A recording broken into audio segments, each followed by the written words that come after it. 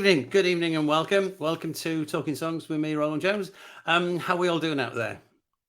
Well, I have to say it's gloriously warm up here, just because the fact the heating's on because it's torrential rain outside. I mean, the legend about Manchester being wet is actually being very true today. It was glorious sunshine this morning. Out there I was striding away, trying to get me 10,000 steps in, and now it's just God. Depressing, but it's a bit of a pain because you can't go to the pub, and even though they are still open, some of them. But yeah, what news have I got for you this week? Anything new happening? No, not yet. I'm afraid nothing to report. Except I do have Mr. Adam Norsworthy with me later on. I'm very careful to pronounce it correctly, and then your teeth are missing. So in the meantime, before I bring Adam on, I'm going to do you a little song here. And this is called Seems Like Yesterday.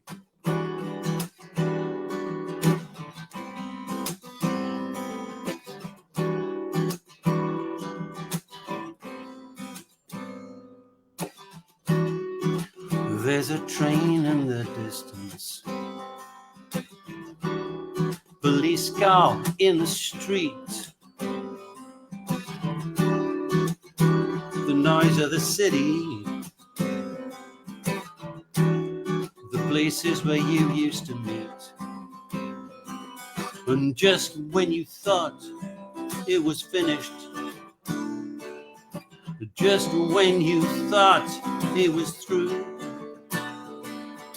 things come back to you, the places that you knew, and it all seems like yesterday. Seems like yesterday.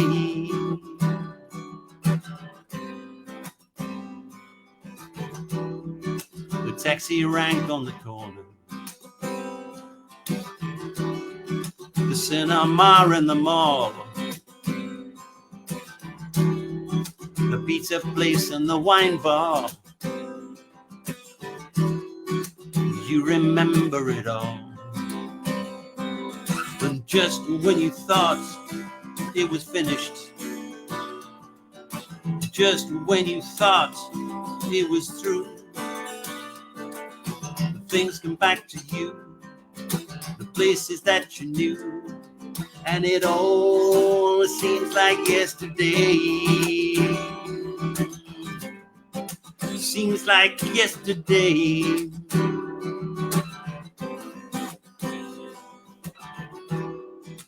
Late nights just watching TV, lazy afternoons in bed, early morning kisses, all those things that you said, just when you thought it was finished, just when you thought it was through, things come back to you, the places that you knew, and it all seems like yesterday. Yes, it seems like yesterday. And just when you thought it was finished, just when you thought it was through, things come back to you, the places that you knew, and it all seems like yesterday.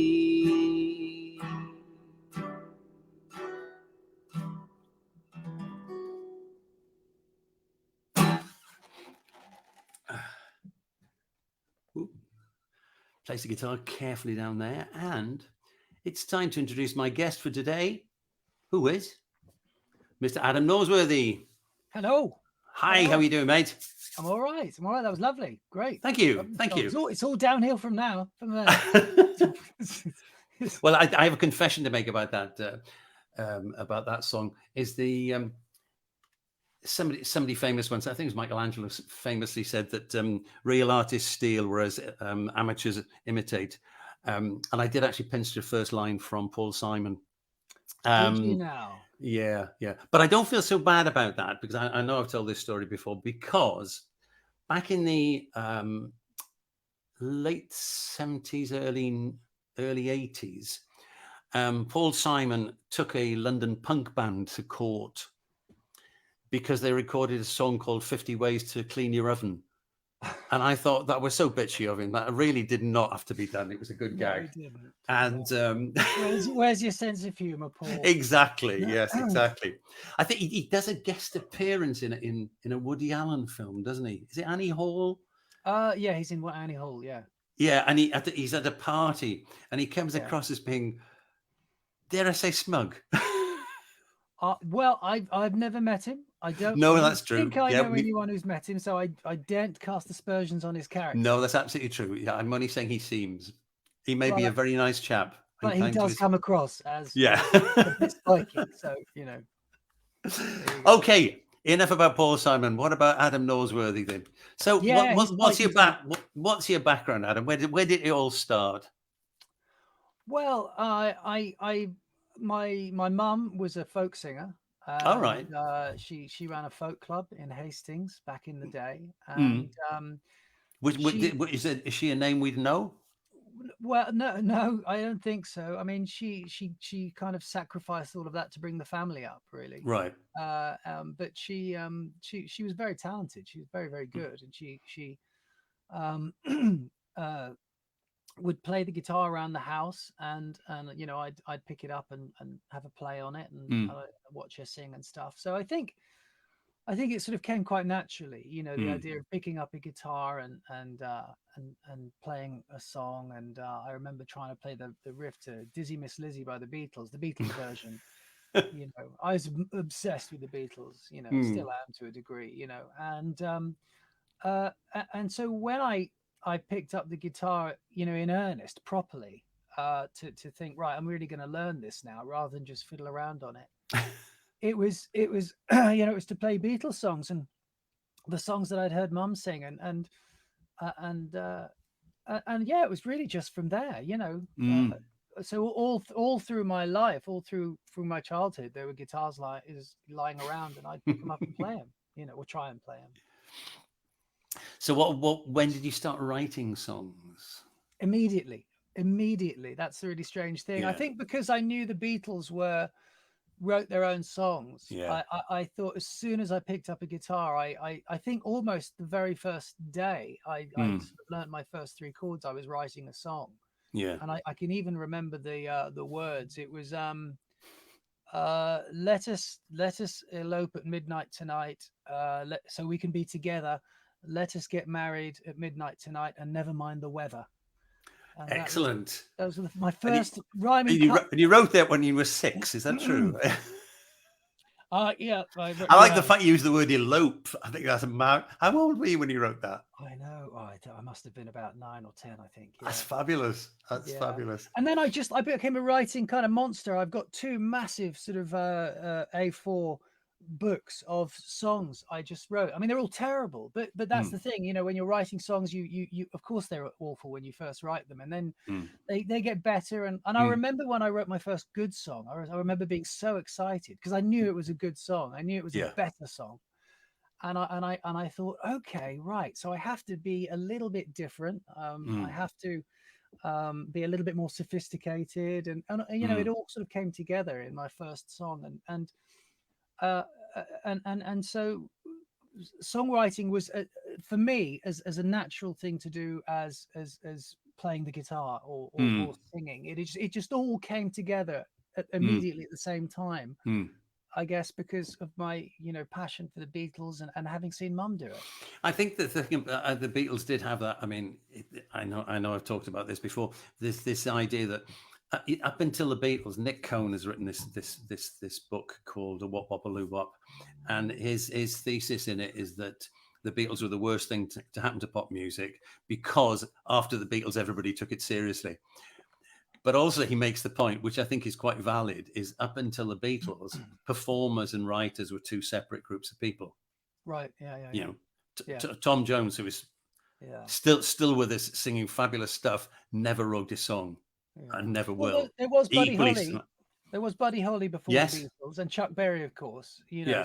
So there were artists who were There were writing a their own couple. There songs. were a few. But I totally take your point. When the Beatles came along and did it, everybody suddenly wanted to do it, Yes, and exactly. and obviously it did become a much more kind of the Tin Pan Alley thing became sidelined because all of a sudden the Beatles and the Stones and the Kinks, they were all writing their own songs. And Well, in fact, in the case of the Stones, it was what was his name, Andrew Loog Oldham, who was managing them, who actually said, because I mean, the Stones at the beginning were doing other people's material, a lot of American material, and it was Andrew Loog Oldham who said to Keith Richards, "Look, you know, if you want to make money, you're going to have to write the songs as well, because that's he where the locked them in the money is." kitchen, didn't he? Sorry? He locked them in the kitchen.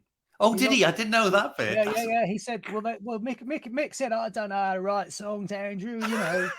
Keith's going, oh, so Andrew Loog Oldham locked them in the kitchen with a bottle of red wine Yeah. and said, "Don't come out until you've written a song." And I think that's when they Fabulous. wrote the last. That's when they wrote the last time. Right. That's great. Oh, I love that part of the story. I didn't know that one. That's oh, I shall keep that. It may be, sort of part of the myth now. But I don't know how the true it is. apocryphal stories. Yeah. You know, when the fact becomes legend, print the legend, or something like that. I can't quite remember what the phrase is. You know what I mean? I know what you mean though. But there are some great ones about that era. About the fact, like Clapton took his manager along to see Jimi Hendrix. Yeah. And Hendrix said, I won't use the expletive. Clapton said to his manager, "You didn't tell me he was that good." Yeah. And you know, the second gig that Clapton saw Hendrix's guitar went out of tune. So he picked up a spare guitar, and Clapton was in the first row of the audience, and Hendrix passed Clapton his guitar and said, "Hey, can you tune this up, man?" As if he was like some kind of roadie. Fabulous. I think Clapton's head sort of imploded, and I've read him say he thought about retiring at that very instant. God. But he didn't. No. Yeah. Excellent stuff. Okay, time for a song, do you think? Yeah, I guess so. Yeah, we can do a song. Yeah. I thought I'd play an old Mustang song to start off with, you know. So the Mustangs you've been playing, the Mustangs is what, 20 years? Did you say you've been playing? Mustangs have been going 20 years now. Yeah. Wow. Yeah, it's I mean, it's sort of kind of a bit surreal that, you know, I met Derek at a jam night in a village in Sussex, and you know, little did I know when I got up and jammed with these guys that it would inform the next 20 years of my life. It's just unthinkable. I never would have gone down there. I'd have stayed at home, you know, watching TV. No, I'm kidding. It's been wonderful. It's been great. But you know, we've made 10. We're working on our 10th studio album, and Brilliant.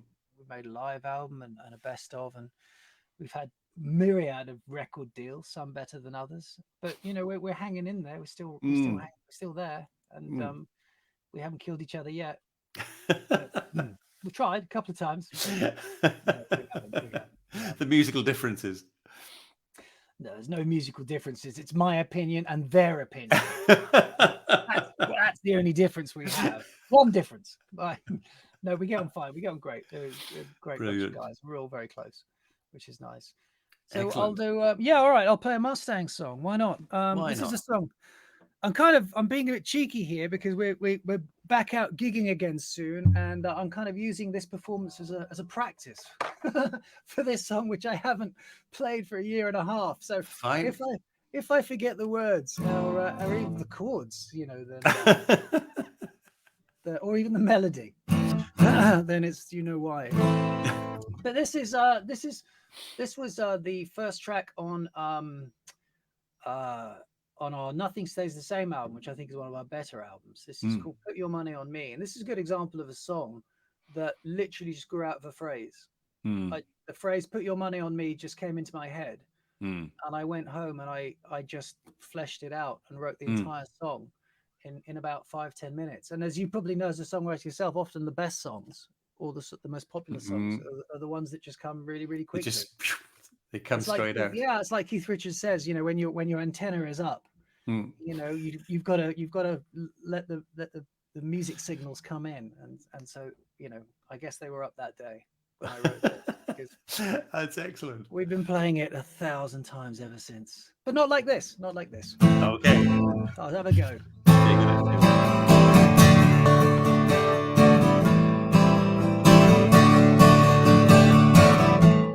If you want to gamble, I know the man to see. Show me what you got for credit, and give it all to me. Do you like blackjack, baby? You love the 21. You might like the wheel. I'll show you how it's done. If you got your money on me, baby, got your money on me. Lay your money down, kick back and see. I won't let you down. Put your money on me.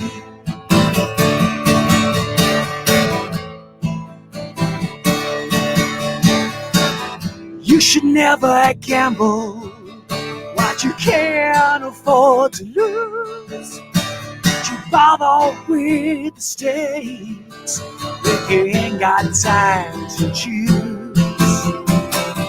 And if you want the red, don't put it all on the black. Whatever you put in, you get a lot more back. If you got your money on me, baby, got your money on me. Lay your money down, kick back and see. I won't let you down. Put your money on me.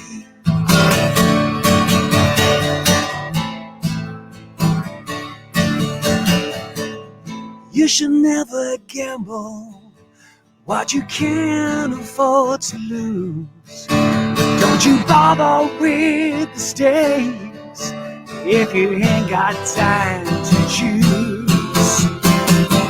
Bet your money on me, baby. Bet your money on me one more time. Bet your money on me, baby. Bet your money on me. Lay your money down, kick back and see. I won't let you down. Put your money on me. Yeah, great. Love it. Love it. Well, that's a nice link, because there is somebody out there we both need to say hello to, isn't there? Hillary. Hillary, are you there, Hillary? Talking to Hillary Quinn. Hillary Quinn. And now you can find out the way that we met wasn't through the Mustangs, but was through the Milkmen. Through the Milkmen, that's right, yeah. Yeah, because Adam and the Milkmen were playing at Skegness 18 months ago now. Is it 18 months? Well, it's, oh my God, who knows? I mean, time's become so elastic, Rowland. It was January 2020, wasn't it? I think. And oh, hang on a minute. There's a comment there. Can that be from young Hillary? Yes, yes. Hello, Hillary. And I was comparing the show for Blues Matters, and Adam was there with the Milkmen. So now you know. It was a great night. Actually, I think we went on about midnight. And, yeah, I'm trying to think who else was on that night. Well, the Roadhouse, because they're on everywhere always. Yeah. God, no, there was someone really good. It was the Achievers. They were on. Oh yes, the Achievers were on. Yeah, and they were brilliant, and they were a lovely bunch of guys. And then we played, and we had an absolutely brilliant night. It was fantastic. It was just, you know, it was the first time I'd ever been to Skegness, and I didn't really go out of that bar, to be honest, because that was what I was there to do. Yeah. But there were some great, in fact, quite a lot of the people that were on that have appeared on Talking Songs as well. Because you've done it. I've had Steve from the Achievers has been on. Oh, I see. I thought it was just me, Rowland. I'm sorry, Adam. Yes, but you're special. And who else? Oh, Dana. Interviewing anybody, God. Dana Gillespie was on. She's been on. And Right. she's recorded even more albums than you have, mate. I'd have a few questions for her, I can tell you. She'd have a Being few a being answers a for. huge being a huge Bowie fan, yeah. Yeah. Oh, she tells this wonderful story about sneaking Bowie into her bedroom when she was 15 or something. Yes, I know that story, yeah, Yeah, brilliant, brilliant. So yes, that's how we met, Hilary. So back to yeah. Adam and the Milkmen. How do you differentiate between the two bands? Well, the What's Milkman is really my kind of musical partner since I was 12, 13 years old is my best mate Jamie, and mm, we were in bands together at school, and mm, we used to make tapes and sell them to the local girls' school, and mm, then we formed a band, a semi-pro band, as soon as we left school, and we gigged around South England mm, for a few years. And then we sort of went separate ways for a bit, and then came back together again for a mm. bit, and got a deal in the Britpop days, which imploded, and so we've kept sort of gravitating, around each Yeah. other for 100 years, and the but then when I formed the Mustangs, that became a little bit more kind of focused, Mm, and Jamie didn't have a band, and then one day he just said to me, he said, "Look, no pressure, but do you want to form a band, just so we can play together again and have some fun with it?" mm, And we did, but my nature is not really just to sort of play around with something. I like to push it a bit, and I like mm, to sort of, so we ended up doing gigs, and we ended up um uh getting a record deal and writing mm, songs and everything, and suddenly I found myself, more by chance than by design, having two bands. mm. And with the Milkman, everything is written by myself and Jamie, Right. or Okay. or Lloyd writes as well, our bass player, Yeah. and or sometimes we write together, the three of us. Mm, Whereas the Mustangs is very much me driving it, and mm, kind of pushing it and writing most of the stuff. mm, Although that said, all the other guys in the Mustangs have written over the years, mm. but I usually have to force them. I usually have to put a gun to their head and say, I don't want to write everything. Give me a song. Lock them in the kitchen is the only answer, clearly. Yes, lock them in. I'll tell you what, if I lock the Mustangs in the kitchen with the red wine, the last thing they would do is write a bloody song. Yeah. You know, the first thing they do is call a takeout curry, send me to get another bottle of red wine. Yeah, no, that's a terrible idea. Okay. Okay, I won't go into management. So yeah, so writing. You said before, you kind of preempted my next train of thought, which is about where do you get ideas from? Where does it come from? Is it the words? Is it the music? Is it the necessity to record another album? No, People have. it's just constant. It's always there. It's Mm, you do go entirely, but I mean the inspiration comes from absolutely anywhere. It's mm, I've written songs for all manner of different places. mm, Sometimes when I'm cooking, I'll be humming to myself, and I'll just be making up melodies in my head, and suddenly I'll have to sort of leave my chili or spaghetti and run to my phone and record it, because and and shout to often, me. yeah, I mean a lot of songs have come like that, um and then you'll get a phrase, like Mm, "put your money on me," or I'll see a documentary, which I think is a great idea mm. for a song. Or once I saw a poster in a pub. It was a wonderful old 17th century poster with the rules of the house. So no saddles, no spurs, no Oh right, dog, yeah, yeah. leave your muskets, and all this kind of stuff. And it was my John Lennon benefit of Mr. Kite moment, because I basically sat there with my sort of big doorstep sandwich in this lovely country pub having lunch on my own, and I just wrote this song, um, taken from this list of rules of the house, and that was a song that went on Leave my. leave your muskets outside. There's got to be a good line for a song, hasn't it? Let's It's be well, fair. it's kind of in the song. It's there, and that was a song called Fabulous. "A Night in the Bolney" from my Rainbird record, which proved pretty popular, and it's been a good song for me. So it's it comes from anywhere. And like we were saying earlier, if your antenna are up and you want to let the inspiration in, then you'll get it from Mm, anywhere, from anything. mm, I yeah. heard a train station announcement once, which I thought would make a great song, and I wrote that, a pretty good song based around that, you know. let me stress, not all my songs are great or pretty good. Some of them are a bog average, but you eventually. I think it's when Leslie and I were in the States a couple of years ago, we went to the Stack studio in the Sun studio in Memphis, and they were telling some of the stories there about inspirations for songwriting, and there was one where the guy who was the musician rather than the lyricist had this idea, and he started playing something on the piano, and the lyricist in the meantime just gone to the bathroom, and he was getting so impatient, and he was shouting, "Oh, come on, and from the bathroom, the guy shouted out, "No, hold on, I'm coming." Oh no. Now, again, I think this goes in the apocryphal box, I think. You cannot be serious, really? That's the story. That's the story. God, that's brilliant. That's brilliant. And the other story they told, which was about one of the guys who was one of the team of writers there, was having an argument with his girlfriend because she'd found out he was cheating on her, and she was just really just kicking off, and eventually he just was shaking his head and he went, "Just stop, in the name of love." Oh, I don't care if they're true or not, do you? no, do you know what? But it would be quite fun to open a forum of song titles and how they came about, because you know what Facebook's like. You get so many.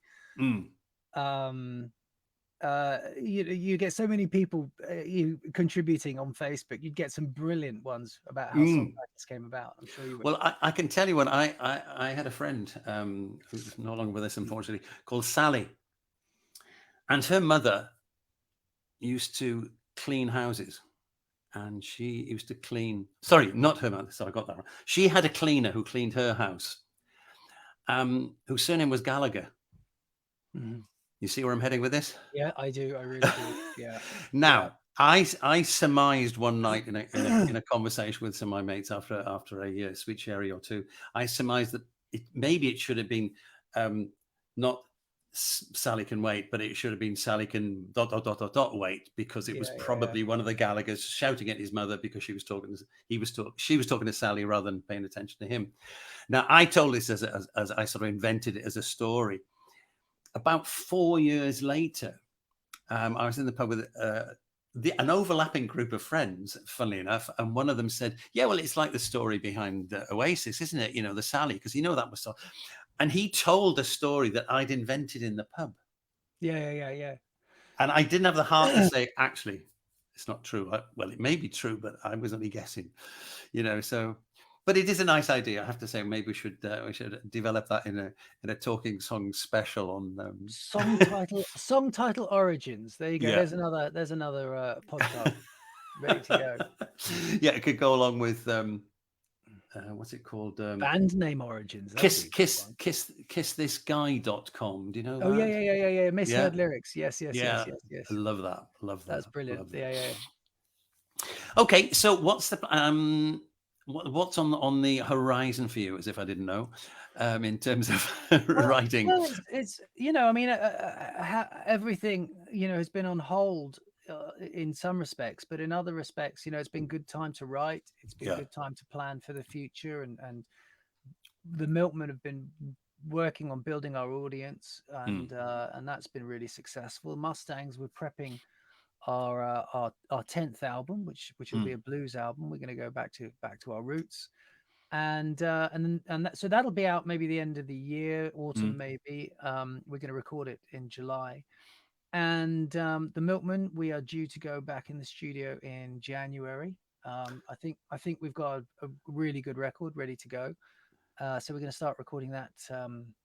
We're going to start rehearsing that up fairly soon, and I've got a solo album about to come out very soon, probably next month. We're just finishing that off. I've been working with Wayne Proctor from King, ex of King, and he's a fabulous producer, great guy. He and I we're on the same wavelength on so many sort of sonic things, and So we're in a sort of really nice, comfortable working relationship, he and I now, and this is our 6th album we've done together. How are you approaching that album? Is it are they unrelated songs, or is it, or did it come from one and you sort of wrote as you went along, or? Well, some of the songs are older songs that I've had knocking about that, sometimes you write a song and at the time it doesn't seem relevant or particularly Mm, good. And then you go back to it after a few years and you think, actually, this has got a lot of potential. And it would mm, probably, and I've written so many songs, I can sort of cherry pick the ones I think will fit the project, will fit mm, the album. So this time I've got, 10 or 11 songs that I think work really well together. And there's some new stuff on there, and there's some stuff that has been knocking around for a while that no one's heard. So mm. it's going to be, I think it's going to be a really good record. I'm very lucky to have some amazing talent playing on it with me. Wayne's playing drums. Bennett Holland Mm. is playing keys on it. Ollie Brown is playing bass on it. Rich Young is on the album. Emma Wilson's on the All album. right. I mean, it's an all-star cast of people, just sort of Excellent. making me sound good, I hope. So Okay. I, Look, I don't want to let them down, but what's your approach to recording? How do you go about recording? yeah, I mean, Do you approach it from, just as an example? I did an album a couple of years ago with the producers. The first time I'd actually worked with a producer, and we did it from the standpoint of an acoustic guitar, yeah, and yeah, we recorded a track to a not a click track, but something a bit more yeah, yeah. groovy than that, and then we added everything to it, including the kit, which we added later on, as Right, opposed to the right, more traditional way of approaching it with a band. yeah. So which do you approach? Which Well, approach do you in the prefer? past, the Milkmen have used SoundLab Studios up in North London. Mm. The Mustangs have we have retired to country houses and just set microphones up and just and got drunk, actually got nothing done. And so I normally have to redo everything. And I have a studio at home, but I've actually just acquired a recording studio, Oh, which right, I'm nice. I'm going to be running, um, called Savannah Studios, and I think we'll be doing the next Mustangs album in there, certainly. Mm. So I think things are going to change over the next year or two, because now that I Yeah, have but my own stuff. with the Yeah. solo album, how actually, for that song, will you arrange something with the other musicians and record No, that as a I bed, arrange. No, I arrange or will you everything. go in and do it No, with a I what I guitar and do. add it? I play everything. I play Mm, and arrange everything, and then mm, I hand that over to Wayne, and he will then pass it round to infinitely better piano players, for example, and they will play the parts better. But I right. also I've encouraged Bennett to bring his own magic and his own Mm, inspiration as well. I don't want to be. It's boring for them if I just say, "Can you just play my parts better?" yeah. Because if they're all great musicians and I trust them implicitly. So if they have a really nice bit to add, I absolutely encourage that. I want Mm, that on there. And absolutely. off and of course, you sometimes you get very blinkered in your own arrangement, and you just think, no, this is the Mhm, way it should be, and then suddenly you don't realize that. I mean, there's a couple of songs on the new album that, well, I'll play one of them actually. mm, That I thought were kind of like acoustic, gentle songs, and of course Wayne heard something else, and he was like, "Prepare yourself for this because I've done a lot to it." And he's made two of them, absolutely stunning. They sound amazing, and yeah. but he's kept the essence of the song, and that's the Mm, important thing. You work with people you trust. You mm, work with people whose work you like. And there's nothing more exciting than working with passionate, driven, creative people who you yeah, trust, because yeah. that's when the real magic happens. When I'm writing with Jamie and the Milkmen, our songs come together and they're infinitely better than they would be if one of us had just taken them Mm, somewhere mm, else. But then at the same time, there is a time when you do just want to write your own song, if you're being mm, very expressive, or if you have something very personal you want to get across. So mm. it's really just about being malleable, but also knowing what you like, and then recognizing something that's good when it comes up. That's the thing. You don't want to be I too pig-headed. Yeah, one of the things that you reminded me, that when I did this album, I did it with a guy called Nigel Stonier. He's worked with Water Boys and all sorts of people, Yeah. and we did it, as I say, from the guitar standpoint. And it's the first time I'd worked with, and I just wanted to like hand the songs to him and say do what you want. But on the other hand, Yeah. I'm thinking, hang on, these are my babies. And I was trying to think of a way of explaining it to him. And I came up with this slightly bizarre idea. I said, look, just imagine I'm a superb gardener and I've cooked these wonderful vegetables and I'm handing them to you because you're a great chef and I want you to cook something with them. Now, Right. if you tell me you're going to put in a lot of chili, I'll say, no, I don't like chili. I don't want lots and lots of chili. You could do a tiny bit of spice, but I don't. So I'll tell you what I don't want. Yeah. But just, tell me what you want to do. And then let's work, which is what I did. And the end result was great. And it wasn't at all how I'd planned any of the songs. Yeah. But it was just that, and also again, I was working with Chris Hillman on pedal steel and Paul Burgess on drums, who's worked with everybody. Yep. Yep. And it was an amazing experience, but it was quite different to as I'd done things in the past. Yeah. So it's quite interesting to hear what you're saying there about, sometimes you want to do it. So how did you feel handing your babies over to these people? Was it trepidation or excitement? What was the A what bit was of a cross between the two, really. Yeah. Yeah. I mean, the original plan was to do a 5-track EP type thing, and we recorded the first 5, just basically the voice and guitar, and started adding bits and pieces to it. And I said, no, I want to do a full album. So I was just about to go off to Italy for a couple of weeks, and said, I'll come back with another 5 songs in 3 weeks' time, which is what we did. So we did I think 11 tracks on it in the end. But it was a bit of trepidation as well.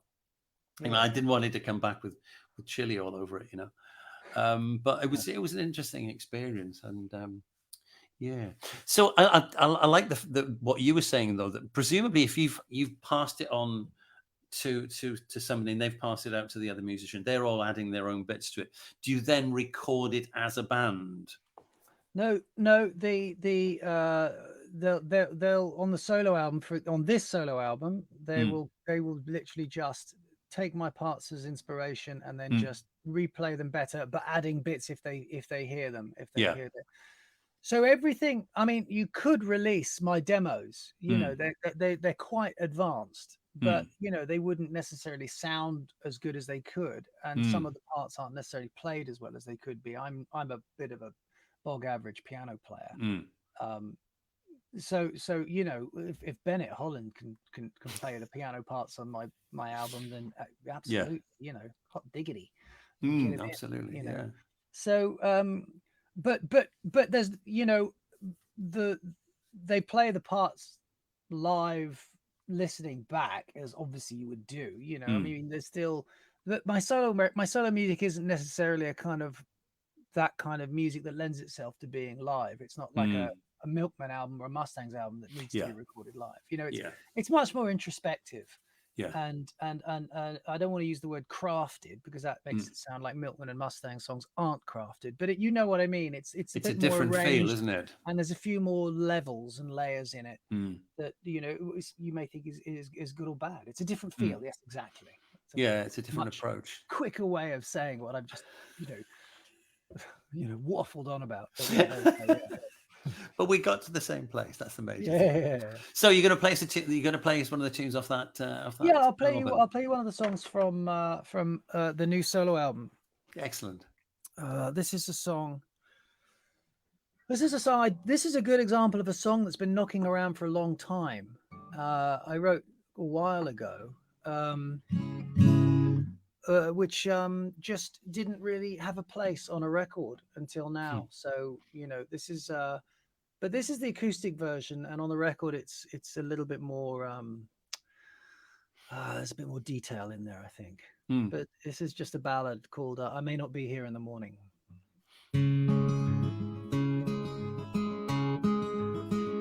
I may not be here in the morning to see the sunlight hit your face, 'cause I'm a wanted man now. I'm gonna have to leave this place. But that don't make things any different. Everything I say or do It's from the bottom of my heart now. Tonight my blessing is for you. I've traveled many open miles with danger following my heels. There are many people who would pay a price to see me killed. But I would do it all again to be here underneath the moon. Though I'll be gone before the morning, tonight my blessing is for you. Well, I've done many things, and of some I can't be proud. I've been a little rough, and I can act a bit too loud. I've known every blue-eyed girl who ever thumbed a ride. But you take me as I am, as I lie with you tonight. You may not see me for a long time, I may not pass here for a while.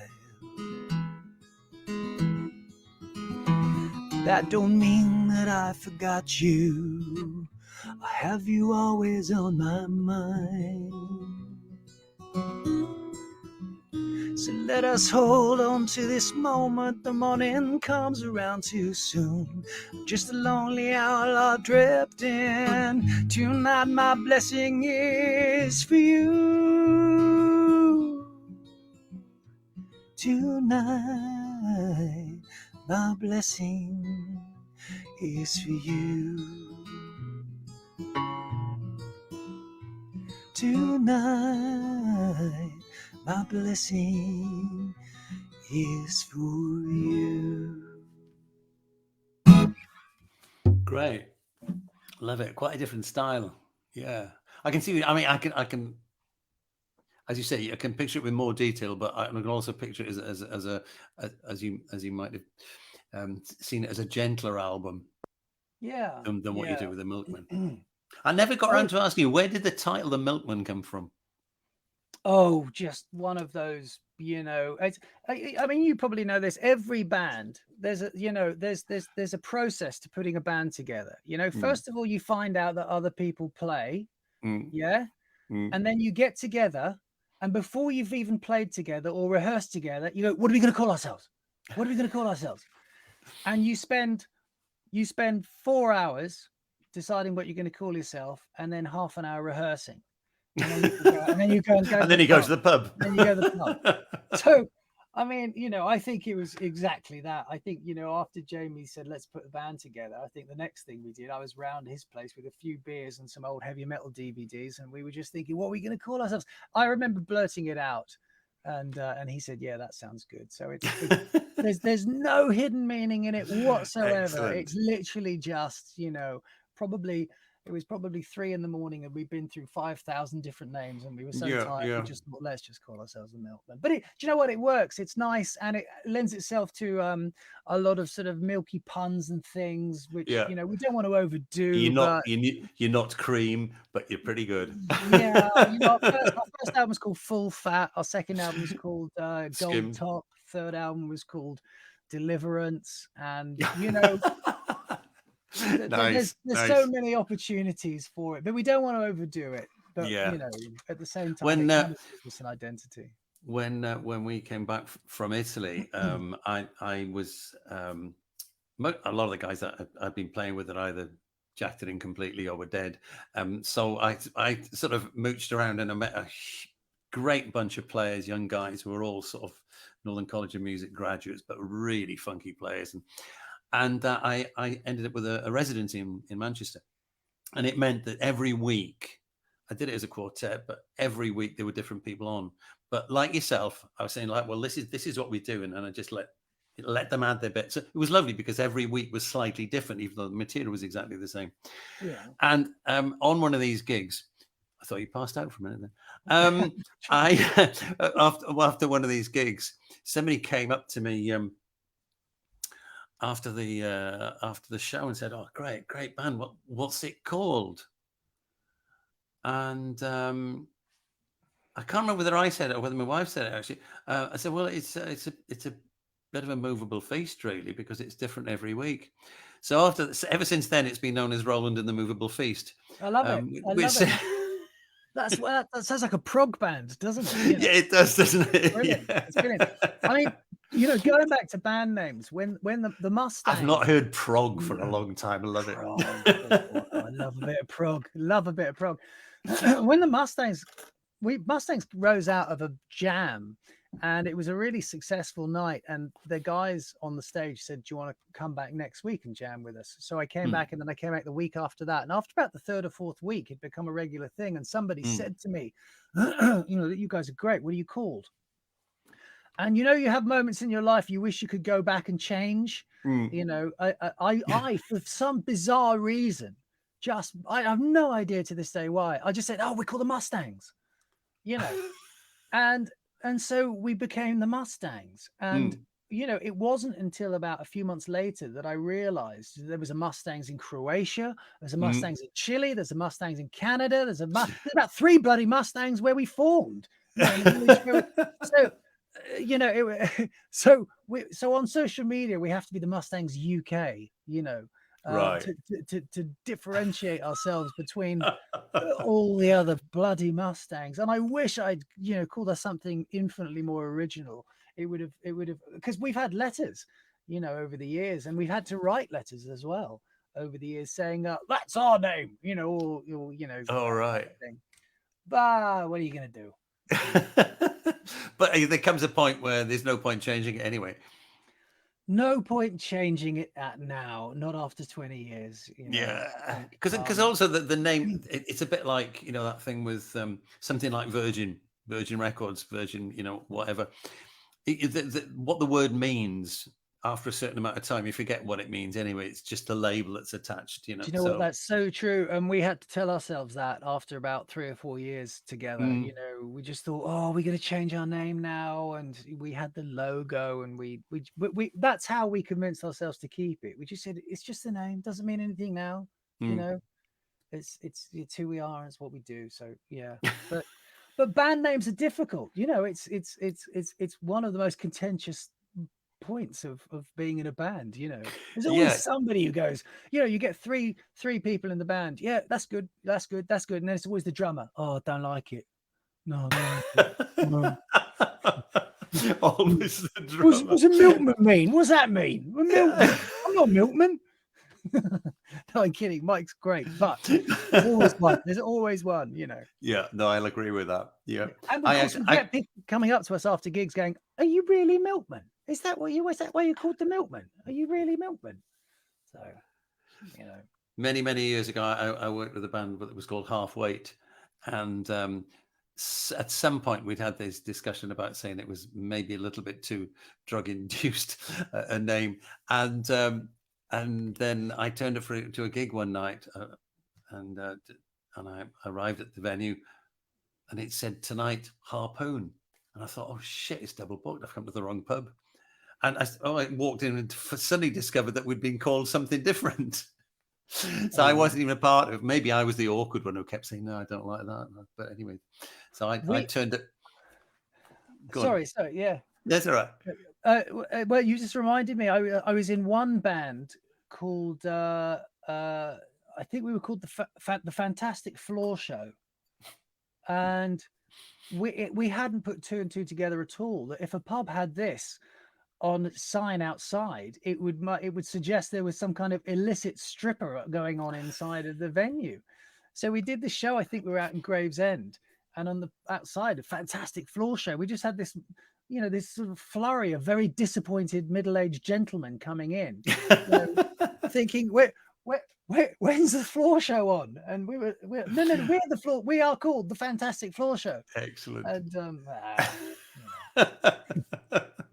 that's brilliant. Story. Yeah.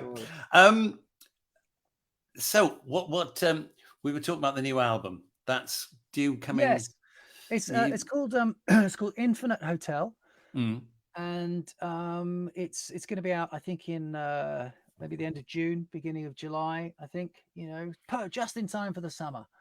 and lifting of the restrictions. So what better do than buy Yeah. a copy of Infinite Hotel? But yeah, I'm pleased with it. It's my fourth record, solo record, and about my 16th or 17th overall that I've made. So the songs keep coming. Well, that's good. And as long as people still want to listen to them, I'll keep writing. Well, even if they don't want to listen to them, I'll keep writing. I'll keep making records, and just have an attic full of unsold CDs. Sorry, another attic full of some unsold CDs. So the songs keep coming. So what's the next song going to be? Oh, well, do you know what? I haven't really prepared anything, but I'll have a think. I mean, how many have you done so far? I've lost count. I've been enjoying it so much. Have you done 3? I've done 2. I've done a good question. I think I've done 2. I did a Mustang song and I did a solo song. Yeah, that's what I thought. Yeah. I should probably do a Milkman song, but I don't sing in the Milkman, I don't know the words. As long as you've written them, that we'll have a story to tell. That's the major thing. I'll do a song. I'll tell you what. I'll do this song. The Mustangs. Our last album, the Mustangs album, was really interesting. I thought. The Mustangs drummer is Jonathan Bartley, who's also the leader of the National Green Party, co-leader of the National Green Party. And goes back to songwriting, and we played Glastonbury in 2017, and John, we were staying up in the green fields, which is all about green issues and things. And John was kind of, he was walking through the crowd in the green fields like some sort of presidential, because people recognized him and they were coming up to him and asking for photos and autographs and things. So he was very much so, I referred to him as the king of the green fields. Right. And this name stuck with me. And as we were at Glastonbury, I started writing this song called King of the Green Fields. And that song then morphed into a concept album about the environment, which I wrote. And it's a really interesting record. And it was and it's a good example of how a whole album came out of that single moment when I called John King of the Green Fields. And the album is about a couple. It's about a community who live off the land. And on the other side of the river, there are factories and commerce and industry moving in, and they're going to swallow up this lovely, this lovely picture perfect community. And one of the songs on the album is called Going Into Town, which is about the couple who live in this this old-fashioned community, and they are seduced by the big lights over the river, and they decide that they're going to go into town and check out what it's all about. And so they've saved up a bit of money because they're not wealthy people, and they're going to go into town and they're going to savor the bright lights in the big city. And of course, it's a concept album, so you have to listen to the album to find out how the whole story ends up. But this song is called Going Into Town, and it's about this couple who and like I say, the whole album just came from Glastonbury, really. I've been working overtime to keep us safe from the breadline. There's some notes stuffed in a jar beneath the bed. Got some little mouths to feed, and there's some materials to need. In these days you work so hard to stay ahead. It's my baby's night tonight. She stood by me through I'm alright. She still believes our time will come and we'll get lucky.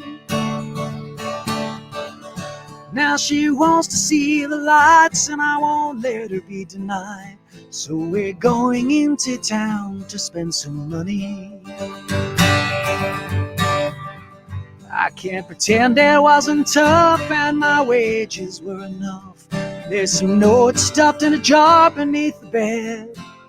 There's a little doubt to feed, and there's some materials to need.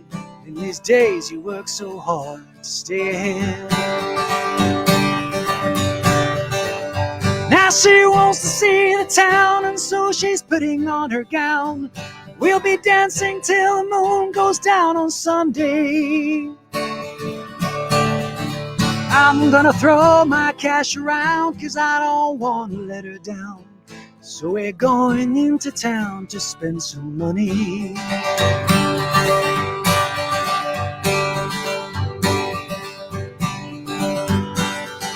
She's such a special kind of girl, I wanna give her all the world. She's beautiful and smart, man, she's funny. I'd love to treat her like a queen, so I've been saving all my green. And we're going into town to spend some money. Yeah, we're going into town to spend some money. Yeah, we're going into town to spend some money.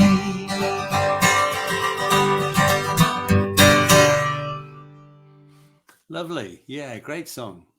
I was Thank just you. thinking whilst you were doing that, is one of the things about, you were saying it's part of a concept album.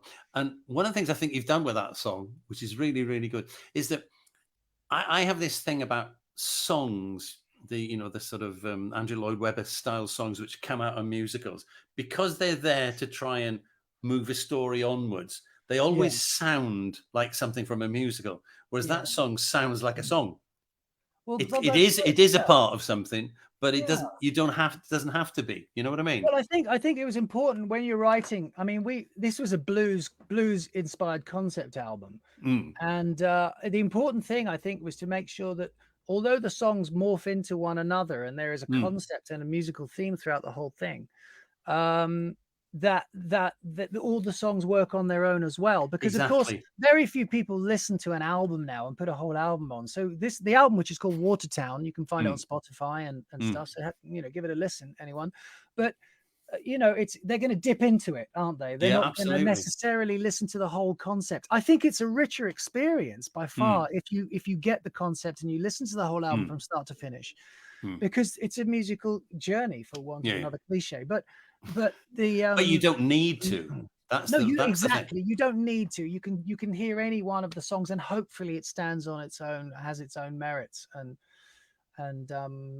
So I think it's quite a skill, because as I say, I have this thing about songs from musicals always sound to me like they're from a musical, and they're always there's something about them, because they're designed to move the plot ahead. Then they don't sound like a natural song, and there are certain. I mean.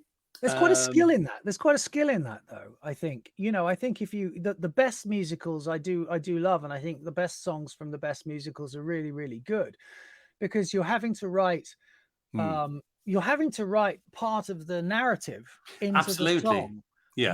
So if you look at the great musicals like West Side Story or Oliver, that's the only musical as far as I'm concerned. It is I love it to bits. Everything about it is magnificent. I think that's on another level to most of the other musicals. Yes. I think, we're speaking in rarefied air here. But can I drink to that? I think definitely West Side Story is. I brought the wrong drink with me, but Nah. But I know it's gin, really. It's all right. Yes. So I mean, there's a great skill, and when it's done well, it's thrilling. It's really thrilling, I think. But it can be done very badly, like all music, It can be. It's there's Ry Cooder is one of my heroes. Did a series of albums in the 90s, late 90s, early 20s. I'm not sure. And they were all to do with California. And one's called My Name is Buddy, which is about a cat and a mouse and their relationship. That album, I haven't heard it. Brilliant. It's absolutely superb. It's a fabulous album. All the songs stand as individual songs, but it has a story. In fact, if you buy the CD, you get a booklet with it as well, which tells us. And it's written like it's got a wonderful idea in it. About, because it's a red cat, and there's a thing where the chief of police, who's anti-union, has said to the police force, go and round up all those red cats out there. And there's this wonderful cartoon of this cat with its prison number across it. And the policeman says, why have we got a cat here? He said, well, you told us you're getting all the red cats. And there's a wonderful song with it that goes, I'm a red cat till I die, which is clearly, the double meaning of it. But it's just a sort of The great 3 albums are just amazing. But as I say, My Name Is Buddy, which I highly recommend. It's got some wonderful songs in it. But you can listen to it as a whole, which is, I have to say, that's the only way I ever listened to it. Yeah, Or you can listen to individual tracks and it still works. And I think with that song that you just did, it's got that. It doesn't sound like a song from a musical. You know what I mean? I don't. Well, it's not from a musical. It's a concept Yeah. album. Well, but it's not explaining a narrative. But if anyone out there wants to make a musical out of Watertown, I'm game. I'll do it. Just let's get to work. Oh, hang on. There's somebody called Cameron McTavish coming on. Who's that? Is that somebody? Yeah, no. Yes. No, there's somebody here who says, hang on, sounding good, darling. I hope this is somebody you know. Deborah J. Oh, right. J. Lovely. Yes. Right. Deborah Michael. Hello, Deborah Michael. Hello. There's another comment from Hillary, who's clearly enjoying. Oh, a message here from Katie. Katie Harley is a blues singer that we know from out in Italy. We played with her at a few festivals down in Sicily. Oh God, how I miss it.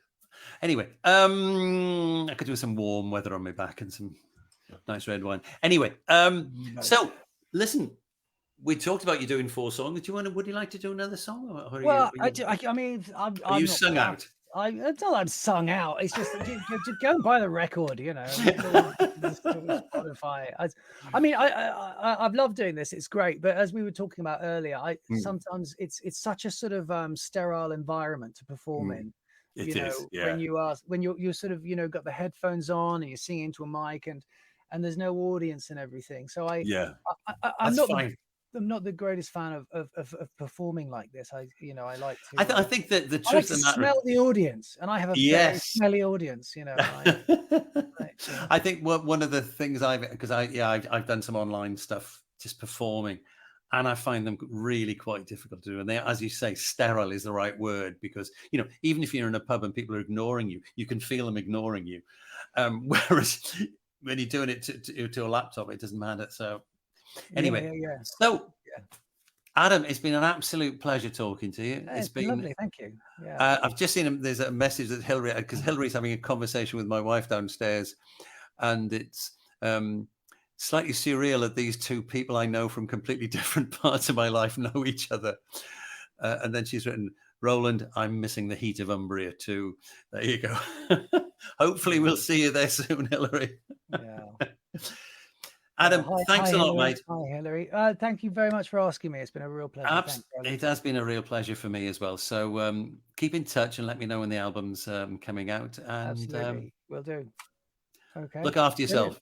Brilliant. Okay. Lovely. Thanks very much. Care, mate. Bye, everyone. Thank you. Pleasure. Oh, that was good. It's really bizarre, this notion that we should we should both know a person that from completely different directions. It's that 6 degrees of separation gets closer and closer. So that's it from me and from the lovely Adam Norsworthy. Great guest, great songs, nice bloke. What more can you want? And that's it for this week. Next week I've got Steve O'Donoghue on. Now, poor old Steve. This will be his 3rd attempt to do a to do a show with me. The first attempt he couldn't do because he was unwell. He'd actually caught the dreaded COVID, and he'd got the secondary thing, and therefore he wasn't in a fit state to do it.